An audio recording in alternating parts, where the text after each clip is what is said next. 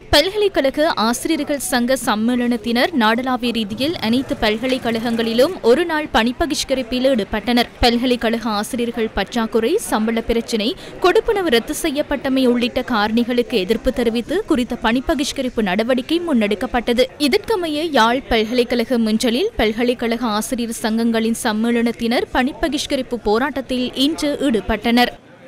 Academic allowance என்ற அந்த academic அலவுன்ஸை 20% அதிகரிக்க வேண்டும் என்று சொல்லியும் பல்கலைக்கழகங்களின் உட்கட்டமைப்பு வசதிகள் ஏனைய வசதிகள் மிக நீண்ட காலமாக மேற்கொள்ளப்படாமையினால் இருக்கின்றது. அதே நேரம் பல்கலைக்கழக மாணவர்களின் வருடாத எண்ணிக்கையானது காலத்துக்கு காலம் அதிகரித்துக் கொண்டு வருகின்றது. இந்த வெற்றிடங்களை நிரப்புவதற்கு எந்தவிதமான முயற்சியும் இன்று வரைக்கும் மேற்கொள்ளப்படவில்லை. உள்ளிட்ட பல்வேறு கோரிக்கைகளின் அடிப்படையாக கொண்டு துரதிர்ஷ்டவசமாக நாங்கள் இந்த போராட்டத்துக்கு உந்தப்பட்டுள்ளோம். எனவே இந்த சமிதியை அரசாங்கம் சரியாக செவிமடுத்து உரிய நடவடிக்கை மேற்கொண்டால் எதிர்காலத்தில் எங்களுடைய தொழிற்சங்க நடவடிக்கைகளை நாங்கள் விரிவுபடுத்தாமல் முன்னெடுத்து செல்லக்கூடிய மாதிரி இருக்கு. கிழக்கு பல்கலைக்கழக ஆசிரியர் சங்க சம்மேளனத்தினரும் போராட்டத்தில் இன்று ஈடுபட்டனர்.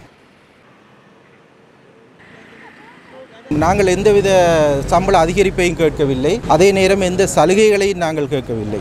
நாங்கள் கேட்பதெல்லாம் எங்களிடமிருந்து பறிக்கப்பட்டதையும் எங்களுடைய கல்வி ஊட்டலுக்கான கல்வி கற்பதற்கான ஃபெசிலிட்டிஸை நாங்கள் கேட்பதற்காக வேண்டித்தான் இந்த போராட்டத்தை ஆரம்பித்திருக்கின்றோம். பல்கலைக்கழக கட்டமைப்பின் குறைபாடுகள் உள்ளிட்ட பல்வேறு கோரிக்கைகளை முன்வைத்து தென்கிழக்கு பல்கலைக்கழகத்திற்கு முன்பாகவும் போராட்டம் முன்னெடுக்கப்பட்டது. மாணவர்களுக்கான வசதிகள் இல்லை, லெக்சர் ஹால்ஸ் இல்லை, ஹாஸ்டல் இல்லை. அதனால் நாங்கள் ஆன்லைனில் படிப்பிக்க வேண்டிய கட்டங்கள் எல்லாம் இருக்கின்றது. அதனால் அந்த வசதிகளை செய்து தரும் என்று நாங்கள் கேட்கின்றோம். பல்கலைக்கழக ஆசிரியர்களில் பற்றாக்குறை, பல்கலைக்கழகங்களிலே ஒரு சில பல்கலைக்கழகங்களிலே ஒரு சில ஃபேக்கல்ட்டி டிபார்ட்மெண்ட் மூட வேண்டிய நிலைமை கூட இருக்கின்றது. அதனால தான் நாங்கள் இதை அரசாங்கத்துக்கு நாங்கள் இருக்கிறோம். கல்விக்காக வேண்டி ஒதுக்கப்பட வேண்டிய 6% முக்கியமாக ஒதுக்கினால் இந்த விடயத்தை இலேசாக செய்து கொள்ள முடியும் என்று. இதனிடையே வவுனியா பல்கலைக்கழக ஆசிரியர் சங்கங்களின் சம்மேளனத்தினால் வவுனியா பல்கலைக்கழகத்திற்கு முன்பாகவும் போராட்டம் முன்னெடுக்கப்பட்டது. பல்கலைக்கழகங்கள் காணப்படுகின்ற ஏனைய பிரச்சனைகள் மற்றும் பல்கலைக்கழக ஆசிரியர்களுக்கான பிள்ளைகளின் பாடசாலை அனுமதிகள் காணப்படுகின்ற வெற்றிடங்களை உடனடியாக நிரப்புவதன் மூலம் பல்கலைக்கழக கல்வியின் தரத்தை அதிகரிப்பதற்கான வேண்டுகோளாகவே இந்த போராட்டம் அமைகிறது. ரஜரட்டு, பேராதெனிய, ருகுணு, கொழும்பு பல்கலைக்கழக ஆசிரியர்கள் சங்க சம்மேளனத்தினரும் பணிப்பகிஷ்கரிப்பு போராட்டங்களை இன்று முன்னெடுத்தனர்.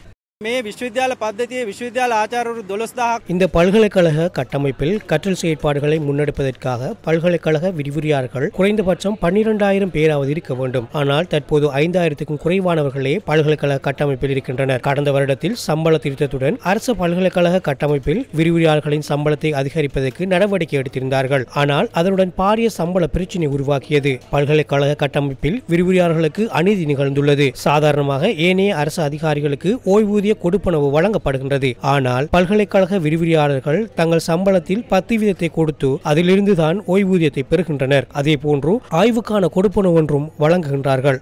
அதனை பல்வேறு கோட்பாடுகளுக்கு உட்படுத்தி பெரும்பான்மையான விரிவுரையாளர்கள் அதனை பெற முடியாத நிலைக்கு ஏற்படுத்தியுள்ளனர். அதே போன்று வரியை குறைக்கவும் இல்லை. இவ்வாறான நிலைமைகளில் கிடைக்கும் சம்பளத்தில் 50% மாத்திரமே பல்கலைக்கழக விரிவுரையாளர்களின் கைகளில் தங்குகின்றது. அதிலும் அதிகளவான தொகை கடன் செலுத்திய பின்னர் வாழ்வாதாரத்தை நடத்தி செல்ல முடியாத நிலைக்கு உள்ளாகியுள்ளோம்.